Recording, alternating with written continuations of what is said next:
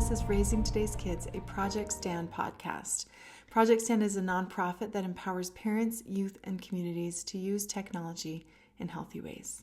Let's dive in. So, my heart is heavy today because our world is becoming increasingly divided. And that truth hit close to home last week when Charlie Kirk was killed less than an hour from my home. I saw the exact spot of the shooting as I traveled to and from an appointment the very next morning. And no one ever thinks that something that tragic will happen in their own backyard. I definitely didn't.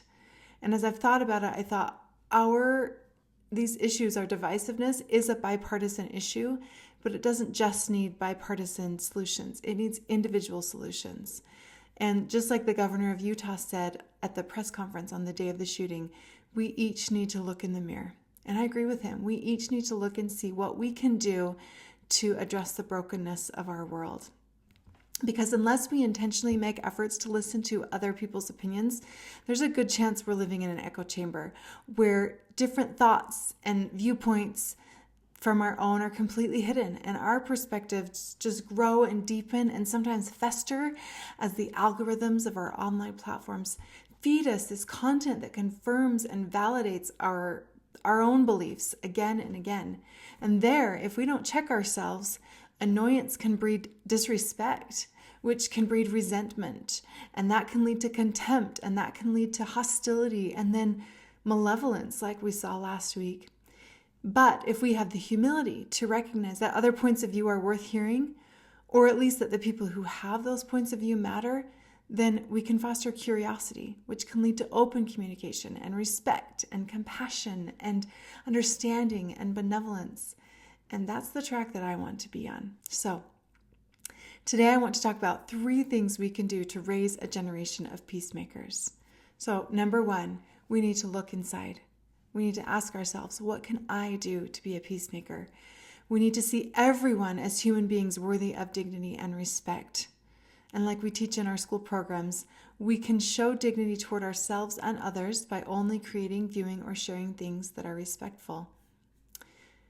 Harry and Bonaro Overstreet said, "To the immature, other people are not real." One way to see them as real is to do better at looking people in the eyes. That's where we see who they really are. That's where we see their humanity. So I'm a big fan of the book Bonds That Make Us Free by C. Terry Warner. And in it, he talks about how when we don't see others as real, we fall into forms of self-betrayal that lead us to a dehumanized and distorted perception of others. It's easy to objectify and exploit others when we see them as an it. He also said, quote, "There are 2 different ways of being a person. One of these precedes a change of heart and the other follows it. The first is fearful, anxious, resentful, and alienated from other people. The second, open, resonant with others, buoyant, straightforward, and secure. To the extent that we live the second way, we care about others. We do not see them merely in terms of our own interests as helping or hindering us. They are real to us. We are as sensitive to their own feelings and hopes and needs as we are to our own." So we need to get our hearts right. And when our hearts are right, we can cultivate within ourselves compassion, forgiveness, apologies, selflessness, humility, kindness, and generosity so that we can pass those things on to our kids. We also need to remember that our kids see and hear more than we realize. Are we setting a good example for them? If our hearts are right, I think that we're on the right track, but there's more that we can do as well. So a few weeks ago, I was driving somewhere with my 2 sons. My 4-year-old was in the back seat and my teenager was sitting in the front up by me. And the 4-year-old kept saying things like, "Why aren't you going faster?" Or, "Why is that person passing us?" Or, "Why don't you go over in that lane?" And I turned to my teenage son and just whispered, "He is the worst backseat driver in our family. I cannot believe we have a 4-year-old backseat driver." And then my 4-year-old said, "Wait, there's a 4-year-old driving in the back seat? Where?" And he's looking all over. "I don't see him." And what's interesting about that is that he noticed so much of what was going on. He noticed my driving. He noticed the other people's driving. And he heard what I said, even though I didn't mean for him to hear it. But he only got part of the messaging. He doesn't understand driving completely. And he only understood part of what I said. So we need to be really careful what our kids are witnessing and to clarify things for them. So we can't fake good feelings for others. They need to be real. And our kids can sense fake, especially as they get older. They can sense hypocrisy. So since people can often tell when you don't like them, how do we develop good feelings toward people that maybe we're uncomfortable with or have a problem with? C. Terry Warner again said, if we do not suspect ourselves of having been in the wrong, our search for what is right won't be completely sincere. Sincerely asking the question, what is right to do, includes the question, might I be in the wrong? And with either of these questions, we ask the other. We pull ourselves up short and start over. And that is the key. Even in asking this question, if we ask it sincerely, we begin to change in our way of being. We begin to become the kind of person capable of doing the right thing without counterfeiting it. And I have found that, like Mr. Rogers is known to have said, frankly, there isn't anyone you couldn't learn to love once you've heard their story. And you've probably heard the phrase, hurt people hurt people. And I think that it can be so true. And while there is no excuse for hurting people, sometimes we can get an understanding of their choices when we know what they've been through. I also like to think that most people have good intentions and that I can assume the best of them and give them the benefit of the doubt. So we can share our beliefs without tearing down other people by having respect for them, by listening to them. We can find common ground, find things that we do have in common. There's a podcast that I was on a few years ago, and it was hosted by two women who were good friends, but they had very different beliefs. They had different political beliefs. They had different religious beliefs. And I loved it because I felt like here's two people that couldn't be more different on the surface, but they found things that they had in common, and they were able to host this podcast together and give different perspectives on the same issues. The second thing that we can do to raise a generation of peacemakers is to teach our kids intentionally. So when our hearts are right and we're setting a good example, we will automatically be demonstrating healthy expression of ideas and differing opinions, but we can go beyond modeling by asking them questions and teaching them to ask questions. So when watching the news, you might ask them, what do you think is missing from this story?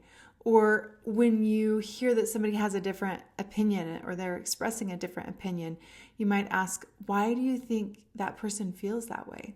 Another thing we can teach them is how to regulate their emotions. So our minds are amazing and have the ability to feel so many different emotions, right? When my kids were in elementary school, they learned something called the zones of regulation, and it helped them to recognize and respond to their emotions based on 4 color-coded zones. When they were in the green zone, it meant that their brain was calm and focused and ready to learn.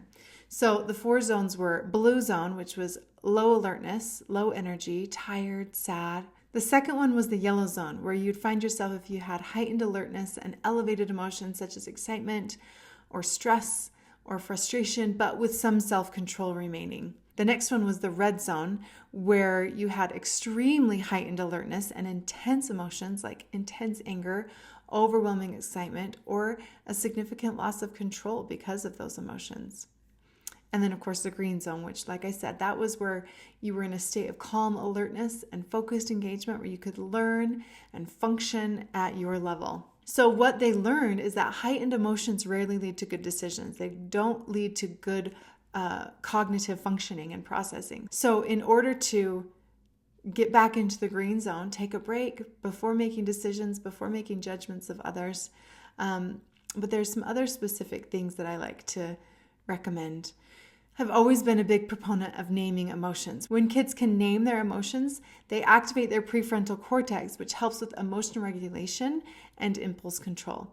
So, of course, we want them to be able to identify happy, mad, sad, but those are just a start. Teach them to go deeper than that by using an emotion chart. Teach them words like pressured, vulnerable, skeptical, ridiculed, excluded, perplexed, sensitive. Learning deeper emotions like that will help them to process the emotions that they feel. And of course, teach them emotions that feel good too, like thankful and hopeful and optimistic, inspired, content. Another thing we can do when they're feeling an intense emotion is ask them where they're feeling it in their body. Maybe what color does it feel like? Is it moving? And if so, is it moving fast or slow? Does it feel sharp or dull, smooth or rough? Describing our emotions can turn on our brain's processing power again and help us regulate ourselves. We can also teach our kids to use their five senses to turn on that processing power, to ask them, what are you seeing? What are you hearing, tasting, smelling, touching, all those things to help them calm down and get back in the green zone. I know I have used these tools for myself when I've needed to feel grounded again. Okay, another thing we can do is teach them to recognize the power of their thoughts. With everything that happens, we can choose what we think about it. So let's say you have a day where you wake up late, you spill your breakfast, you lose your keys, you feel like you have no friends. Think, I'm so grateful I got some extra sleep. I must have needed that. Or when you spill your food, what a blessing to have food. To have running water and paper towels to clean this up is amazing. When you lose your keys, you might think, what a great opportunity to ride my bike. If your kids feel like they don't have a friend, maybe they can learn to ask themselves, who can I be a friend to today? Teach them that the kind of day they have is determined by the thoughts they choose to have. Another thing I'm a big believer in is teaching our kids good manners. So Brooke Romney has a book called 52 Modern Manners for Today's Teens, and I love it. And of course, it can be for any ages, even adults. So one of the things that she shares in there is that nothing online is private. If you would not be okay with your parents, their parents, the entire school, or a future employer seeing it or reading it, just keep it to yourself. Nothing online ever really goes away, and in our digital world, nothing is private. Another one she says is to respect people's homes. So simple things like asking about their shoe policy and never putting your feet on furniture, to ask permission before eating and keep your food and drinks in the kitchen, to stay in common areas and out of bedrooms. If you mess it up, clean it up. Keep your volume at an appropriate level. And if you break something, take responsibility and replace it. These teach our kids to see outside themselves, to be selfless, to recognize that their choices have an impact on other people. Another thing we can do is to teach our kids to be cautious about what they are exposed to online. So we have something in our brain called mirror neurons. Basically what that means is when we witness certain things, it makes us feel like we're participating in them as well. So just like we are what we eat, we are what we see as well. And if your kids are going to play violent games or watch violent media, it is going to have an impact on them. So another thing we can do is teach our kids to delay gratification. So last week I went hiking and I saw this woman wearing a shirt that said, embrace discomfort. And I loved it so much because we live in such an instant gratification culture. And when we learn how to be okay with discomfort, man, the resilience that we can develop is incredible. I once taught a class about resilience at a summer camp for adolescent girls. I shared that sometimes I feel like the least resilient person I know. Sometimes I worry too much what people will think of me. Sometimes I lose sight of who I am, or I fight against my emotions so much that I lose control of them instead of letting them teach me. Sometimes I forget about turning to helpful people and resources. So I invited them to be part of a resilience club. And this is what you had to do in order to be part of the club. Every day, keep your focus centered on who you are at your core, not worrying about what other people will think of you. 2, to use all the tools that you've been given. And 3, and this was my favorite one, was to do something that's hard for you every day. Maybe it was something that scares you, something you don't want to do, but you know you should. Anything that takes you out of your comfort zone. Practice patience, whatever it is. Over the course of the week, I heard girls talking about the Resilience Club and how maybe when they were going on a camp hike, that was what they were counting as their hard thing for the day in order to be in the club. Or maybe they were fed some food that wasn't necessarily their favorite, but they ate it because they wanted to be part of the Resilience Club. So I told them that if you join the Resilience Club, here's what you will find. You will learn to not care what others think of you. You'll become able to deal with tough emotions. You will find that the things that are hard for you now will become easier, and you will look forward with hope. The third thing that we can do to raise a generation of peacemakers is to find and create what you're looking for. There is good all around us. We need to look for it, point it out to our kids, ask our kids to identify it. We can look for nice drivers. We can look for resilience in others, people who do hard things or get back up when they fall down. We can look for beauty around us, like a flower among the weeds.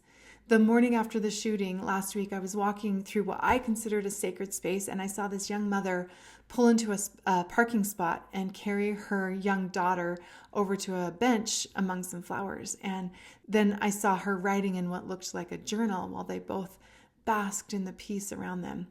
Then I walked around the corner and witnessed another mother with her what looked like 10-year-old son, and I heard snippets of their conversation as she taught him with words of hope and encouragement. And then a few minutes after that, I saw a young woman just quietly give up her seat for an older woman. And these might seem like small, insignificant things, but it made a difference to me that morning. It made a difference in the peace and the hope that I felt. So in addition to looking for the good, we need to create the good. I learned of some high school students who attended the rally where Charlie Kirk was shot, and in order to deal with their trauma, they actually participated in a service project that weekend, and that brought healing in a unique way for them. We can actively post peacemaking comments and peaceful ideas online. So if you see it, acknowledge it, and whether or not you see it, create the good. So those are my 3 suggestions for raising a generation of peacemakers. Look inside ourselves, see what we need to change in our own hearts. Be kind, be forgiving, apologize, set a good example for our children and our communities.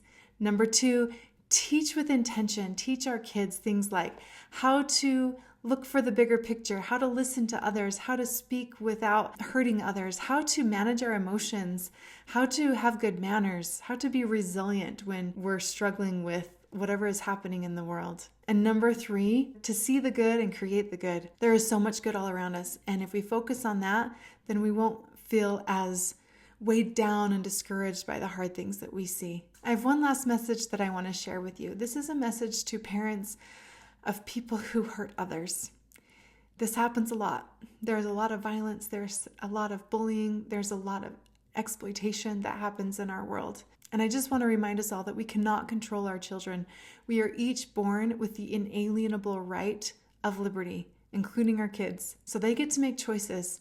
Our influence has a limit, and in large part, they get to control that. In the days since the shooting, I have pondered which one is worse, to be the mom of the killed or the mom of the killer. So I hope that we will give each other grace. I hope that we will realize that nobody is perfect. And in this parenting, especially in our digital world, it is so, so hard. So let's support each other. Let's encourage each other. Let's see the good in each other and build each other up. I believe that we can raise a generation of peacemakers. If you felt inspired by today's episode, I hope you will go to projectstand.org/stand to support our efforts to continue providing episodes like this. Thank you for listening and have an awesome day.